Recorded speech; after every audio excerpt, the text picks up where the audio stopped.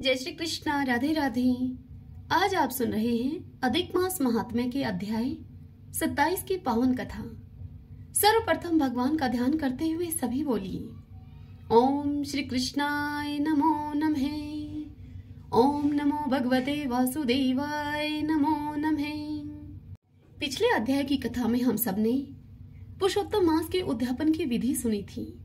आइए अब आज की कथा सुनते हैं। श्री नारायण भगवान नारद जी को पुरुषोत्तम मास की महात्म्य की कथा सुनाते हुए कहते हैं कि हे नारद, वाल्मीकि ऋषि इस प्रकार से राजा दृढ़धनुआ को उद्यापन की विधि बताकर कहने लगे कि हे राजन, तेरा कल्याण हो। अब मैं पाप नाशनी शरयू की ओर जाता हूँ। तब राजा दृढ़धनुआ आनंद युक्त होकर स्त्री के सहित वाल्मीकि ऋषि की पूजा करने लगे। तदंतर ऋषि ने राजा की पूजा को अंगीकार करके उनको आशीर्वाद दिया।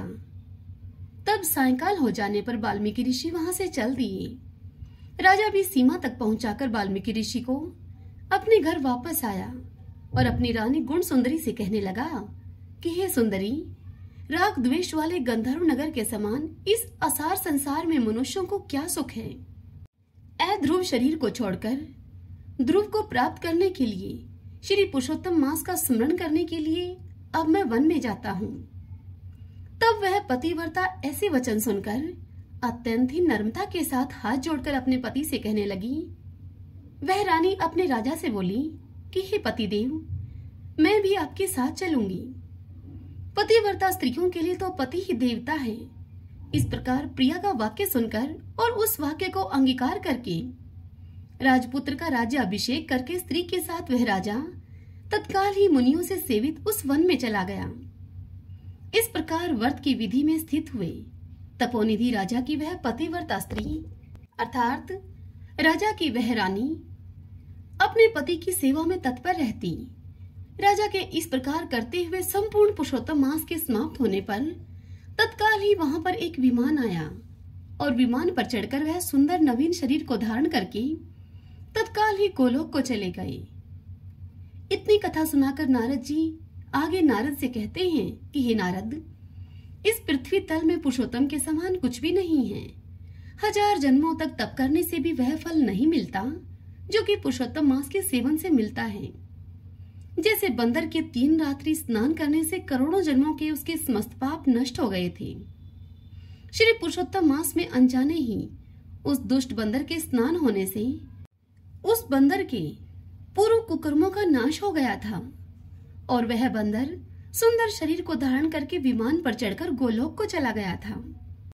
श्री नारायण की इतनी बात को सुनकर नारद जी कहने लगे कि हे तपोनिधि, सब लोगों के हित के लिए वह कथा मेरे से कहिए कि उस बंदर ने 3 रात्रि कहां पर स्नान किया। वह बंदर कौन था, उसने क्या आहार किया, कहां उत्पन्न हुआ और उसके अनजाने ही पुरुषोत्तम मास में सेवन करने का उसे क्या फल मिला। यह सुनकर श्री नारायण नारद से बोले कि हे नारद, केरल देश में उत्पन्न अत्यंत ही लोभी एक ब्राह्मण था। इस कर्म से लोक में वह कादर्य अर्थात कंजूस के नाम से विख्यात था। यद्यपि उसके पिता ने उसका चित्र शर्मा नाम रखा हुआ था, वह कभी भी कोई धार्मिक कृत्य नहीं करता था। एक वन में विचरने वाला माली उसका घनिष्ठ मित्र था। वह ब्राह्मण सुदेव अपने उस मित्र माली के पास जाकर रोकर बारंबार उसे अपना दुख कहा करता था कि नगर के रहने वाले सदैव ही मेरा तिरस्कार करते हैं, इससे इस नगर में रहना मेरे लिए अत्यंत कठिन हो गया है। तब वह माली उसको दीन जानकर, उस सुदेव ब्राह्मण को दीन दुखी जानकर उस पर दया करता हुआ उससे बोला कि हे कैदर्य, तुम इस समय बाड़ी में रहो। वह कैदर्य माली के इन वचनों को सुनकर बड़े ही आनंद से अब उस मित्र की बाड़ी में रहने लगा। नित्य ही उसके निकट रहता और उसकी आज्ञा का पालन करता। इससे उस माली का उस ब्राह्मण पर दृढ़ विश्वास हो गया। तब उस माली ने अत्यंत विश्वास से अपने समान उस बाड़ी का उसको पति बना दिया, यानी कि उसे उस बाड़ी का मालिक बना दिया और सभी प्रकार से बाड़ी की चिंता को छोड़कर स्वयं वह माली राज मंदिर में नौकरी करने लगा। इधर लोभ से अत्यंत दुर्बल वह कैदरिये बेचने के बाद बचे हुए फलों को बड़े ही आनंद से निर्भय होकर खाने लगा। अब उस बाड़ी से उत्पन्न हुए द्रव्य को निर्भय होकर वह ग्रहण कर लेता, और जब बाड़ी का माली उससे पूछता तो वह उसे असत्य बोलकर बहाना बना दिया करता। इस प्रकार करते करते वह अब बूढ़ा हो गया, और बुढ़ापे से गलित शरीर वाला वह दुर्बुद्धि कैदर्य 87 वर्ष का हो गया। अब तत्पश्चात वह मूढ़ बुद्धि वाला कैदर्य मृत्यु को प्राप्त हो गया। उसको जलाने के लिए काष्ठ भी कहीं नहीं मिला। वेदों को जानने वाले कहते हैं कि बिना फल भोगे पाप नष्ट नहीं होते। मरने के बाद वह यमदूतों से मुदगरों की मार खा खाकर हाहाकार करता हुआ अति ही भयंकर यम मार्ग को चला। विलाप करते हुए उस ब्राह्मण को यमराज के दूत यमराज के निकट लेकर गए। अब चित्रगुप्त उसको देखकर, उसके शुभ अशुभ कर्मों को देखकर अपने स्वामी धर्मराज से यूं कहने लगा। चित्रगुप्त ने कहा कि यह कैदर्य ब्राह्मण अधम है। इस दुर्बुद्धि वाले धन के लोभी का कुछ भी सुकृत नहीं है। यह बाड़ी में रहता हुआ बड़े ही पाप कर्म किया करता रहा। बाड़ी के पति माली से विश्वासघात किया इसने। इतनी कथा सुनाकर श्री नारायण आगे नारद से कहते हैं कि हे नारद, इस प्रकार चित्रगुप्त के वाक्यों को सुनकर धर्मराज अत्यंत ही क्रोध से भरे हुए वचन बोले। धर्मराज ने कहा कि यह 1000 वर्ष तक बंदर की योनि में रहे और विश्वासघात करने का फल इसको बाद में मिलेगा। हरिओम तत्सत। श्रीमन्नारायणे नारायणे हरि हरि भजमन नारायणे नारायण हरि हरि।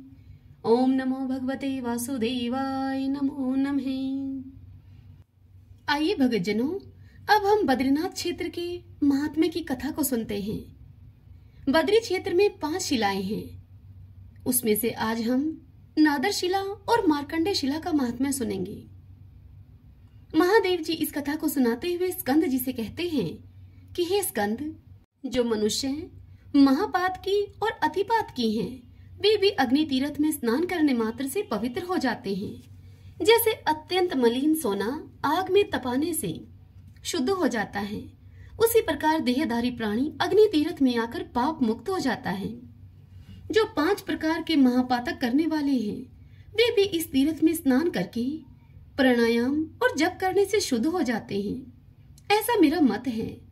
यहाँ जो 5 शिलाएं हैं, उनमें सदा भगवान विष्णु की स्थिति है। वहीं पर सब पापों का नाश करने वाला अग्नि तीर्थ है। यह सुनकर स्कंद जी ने पूछा कि हे पिताजी, वहाँ कैसी 5 शिलाएं हैं और किसने उनका निर्माण किया है? ये सब बातें पूर्णतः आप बतलाने की कृपा करें। तब यह सुनकर भगवान शंकर ने कहा कि बेटा, वहाँ नारद, नारसिंही, वाराही, गारुड़ी और मार्कंडेयी, ये 5 शिलाएं हैं। ये 5 शिलाएं वहां पर विख्यात हैं, जो कि संपूर्ण मनोरथों की सिद्धि करने वाली हैं। एक समय भगवान नारद ने एक शिला पर बैठकर वायु पीकर रहते हुए महाविष्णु का दर्शन करने के लिए अत्यंत कठोर तपस्या की। वे 60,000 वर्षों तक वृक्ष के भांति स्थिर भाव से उस शिला पर विराजमान रहे। तदंतर भगवान विष्णु ब्राह्मण का रूप धारण करके कृपा पूर्वक उनके सामने गए और उन मुनि श्रेष्ठ नारद जी से इस प्रकार वे बोले कि मुने, बताओ तुम क्या चाहते हो? तब नारद जी ने भगवान विष्णु से कहा कि आप कौन हैं? इस निर्जन वन में आपके दर्शन से मेरे मन में बड़ी प्रसन्नता हो रही है। नारद जी के ऐसा कहने पर भगवान विष्णु ने कृपा करके उन्हें अपने दिव्य स्वरूप का दर्शन करवाया।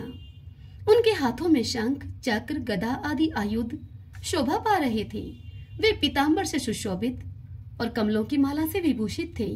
लक्ष्मी का निर्मल निवास भूत भगवान का वक्ष श्रीनिवास चिन्ह तथा कौस्तुभ मणि की प्रभा से प्रकाशमान था। सुनंद आदि पार्षद भगवान जनार्दन की स्तुति कर रहे थे। उन्हें देखकर नारद जी के शरीर में नूतन प्राण सा आ गया। वे सहसा खड़े हो गए और हाथ जोड़कर बारंबार नमस्कार करते हुए जगदीश्वरों के भी ईश्वर श्री विष्णु की वे स्तुति करने लगे। नारद जी ने स्तुति करते हुए कहा, जो सबके साक्षी और संपूर्ण जगत के अधीश्वर हैं, जिन्होंने भक्तों की इच्छा से दिव्य देह को धारण किया है, जो शरणागतों के लिए दया के महासागर हैं, वे पावन दिव्य मूर्तिधारी भगवान श्री हरि मुझ पर प्रसन्न हो, जो संपूर्ण जगत के हित के लिए और साधु पुरुषों के मन को संतुष्ट और उनका कल्याण करने के लिए शीघ्र ही अपनी उत्तम कलाओं के द्वारा दिव्य देह को धारण करके प्रसन्नता पूर्वक दिव्य लीला और हास्यपूर्ण दृष्टि प्रकट करते हैं। सतव गुण का समुदाय ही जिनका स्वरूप है, वे भगवान विष्णु मुझ पर प्रसन्न हो, जिनके चरणारविंदों का अर्चन करने से निर्मल चित हुए मनुष्य ज्ञान रूपी खड़ग से संसार बंधन के मूल हेतुओं को काट डालते हैं और खेद रहित होकर जिनके स्वरूपभूत ब्रह्मानंद की उपलब्धि कर लेते हैं। दिनों पर दयाद्र चित रहने वाले वे भगवान विष्णु मुझ पर प्रसन्न हो, जिनका अनुसरण करने वाले देवता विपत्तियों के समुद्र को भी बछड़े के खुर के समान लांग कर निर्भय होकर स्वर्ग में निवास करते हैं। वे सर्वभूतात्मा हैं। हे प्रभु, आप वासुदेव, संकर्षण, प्रद्युम्न तथा अनिरुद्ध स्वरूप विष्णु को बारंबार नमस्कार है। हे जनार्दन, आज आपके दर्शन से मेरा जीवन धन्य हो गया, मेरी तपस्या फलवती हुई और मेरा ज्ञान भी सफल हो गया। यह सुनकर श्री भगवान प्रसन्न होकर नारद से बोले कि नारद, तुम्हारी इस तपस्या और स्तुति से मैं प्रसन्न हूँ। तीनों लोकों में तुमसे बढ़कर दूसरा कोई मेरा भक्त नहीं है। तुम्हारा कल्याण हो, तुम कोई वर मांगो। तब नारद जी ने कहा कि हे देव, यदि आप मुझे वर देते हैं तो एक तो अपने चरण कमलों में अविचल भक्ति दीजिए मुझे, मेरी शिला के समीप रहना आप कभी न छोड़िए, यह दूसरा वर है। और मेरे इस तीर्थ के दर्शन, स्पर्श, स्नान और आचमन करने वाला मनुष्य पुनः संसार में शरीर को धारण न करे, यह मेरा तीसरा वर है। तब श्री भगवान बोले कि एवं अस्तु, मैं तुम्हारे स्नेहवश समस्त चराचर जीवों को मुक्ति देने के लिए तुम्हारे तीर्थ में निवास करूंगा। ऐसा कहकर भगवान विष्णु वहीं पर अंतर्ध्यान हो गए। तदंतर नारद जी भी कुछ दिनों तक बद्री क्षेत्र में निवास करके मथुरापुरी को चले गए। यह सुनकर स्कंद जी ने भगवान शंकर से कहा कि भगवान, आप मुझे मार्कंडे शिला की महिमा बतलाइए। तब भगवान शंकर बोले, हे पुत्र, पहले त्रेता युग के अंत में मार्कंडे जी तीर्थ यात्रा का परिश्रम उठाते हुए मथुरा में आए। वहां उन्हें नारद जी का दर्शन हुआ।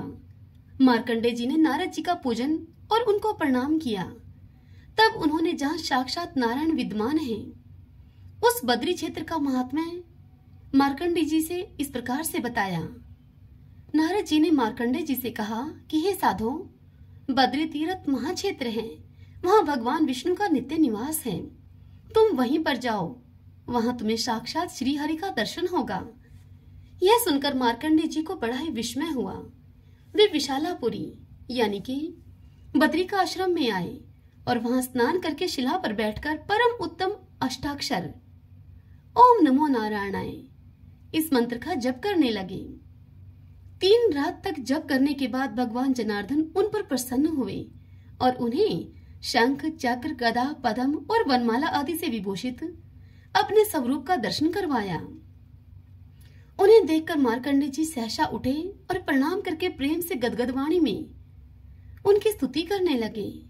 स्तुति करते हुए मार्कंडे जी बोले कि हे परमेश्वर, इस अशाश्वत यानी कि क्षणभंगुर शरीर में आपके युगल चरणारविंद ही सार हैं।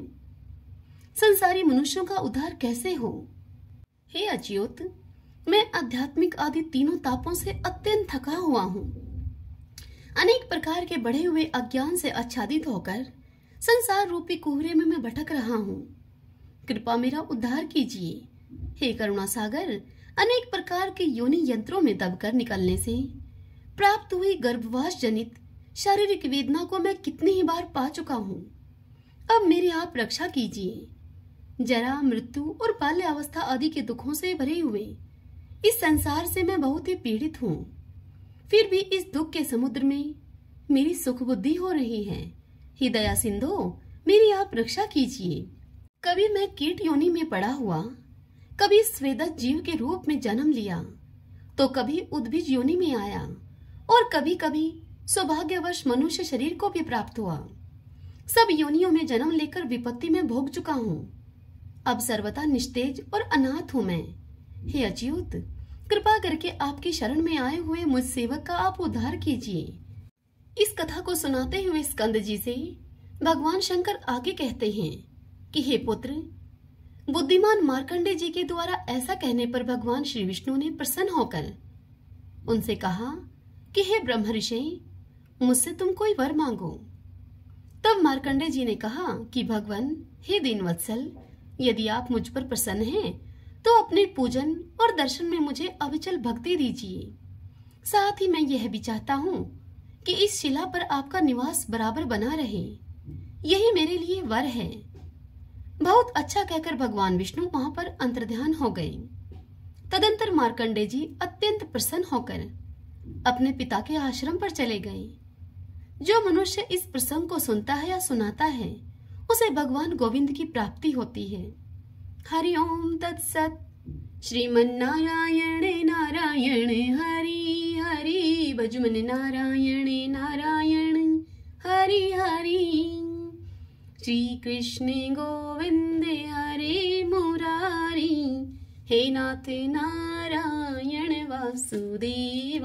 श्री कृष्ण गोविंद हरे मुरारी, हे नाथ नारायण वासुदेव। श्री कृष्ण गोविंद हरे मुरारी, हे नाथ नारायण वासुदेव। सभी बोलिए विष्णु भगवान की जय। ओम श्री कृष्णाय नमो नमः। आशा करती हूँ आज की ये कथा आपको पसंद आई होगी। हरे कृष्णा।